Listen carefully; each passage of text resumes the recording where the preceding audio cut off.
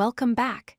Today we are diving into a critical aspect of generative AI development, A/B testing AI models.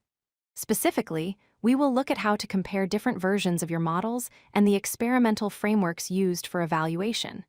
If you are building AI applications, knowing which model performs better isn't just a guess. It is a science. So, what exactly is A/B testing in this context? Traditionally, in web development, you might test two button colors to see which one gets more clicks. In generative AI, it is about comparing Model A, which is usually your current stable version or control, against Model B, your new experimental version or treatment. You feed them the same inputs, like a prompt to write a poem, and then rigorously evaluate the outputs to see which one yields higher quality results. Why is this process so important? First, it prevents regression. You need to ensure that your new fine-tuning didn't break old capabilities, a phenomenon known as catastrophic forgetting.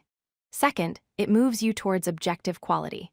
Instead of just feeling like a model is better, you have data. And third, it helps optimize costs.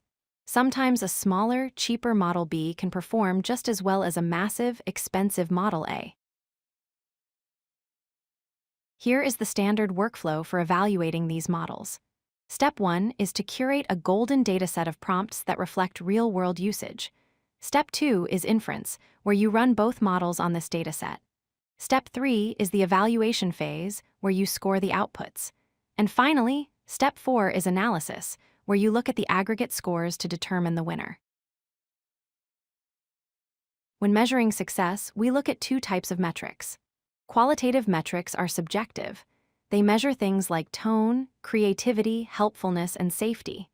Quantitative metrics are objective numbers, such as latency, cost per token, code execution success rates, or whether the model outputs valid JSON. The gold standard for evaluation is still humans. In a blind test, human annotators see response A and response B side by side without knowing which model produced which. They simply vote on the better response. This data is often used for reinforcement learning from human feedback, or RLHF, to train the models further. However, human evaluation is slow and expensive.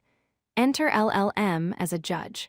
This involves using a highly capable model, like GPT-4, to act as the judge. You feed it the outputs from your smaller models, and it decides which one is better based on a rubric you provide.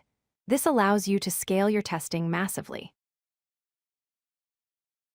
We also have traditional NLP metrics.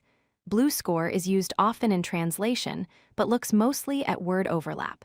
Rouge score is great for summarization tasks. Perplexity measures how confused a model is, where lower is better. And embedding similarity checks if the vector representation of the output matches the semantic meaning of a reference answer.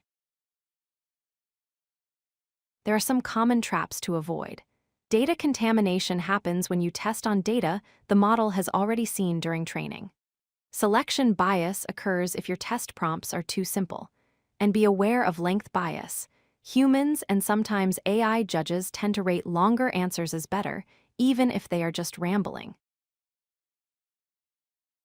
To wrap up, A/B testing is non-negotiable for serious AI work. You should mix human and automated metrics for the best picture. LLM-as-a-Judge is a game changer for speed. Always maintain a high-quality test set and keep an eye out for biases in your evaluation pipeline. Thanks for watching. If you like this video, hit that like button and don't forget to subscribe. Visit codelucky.com for more such useful content.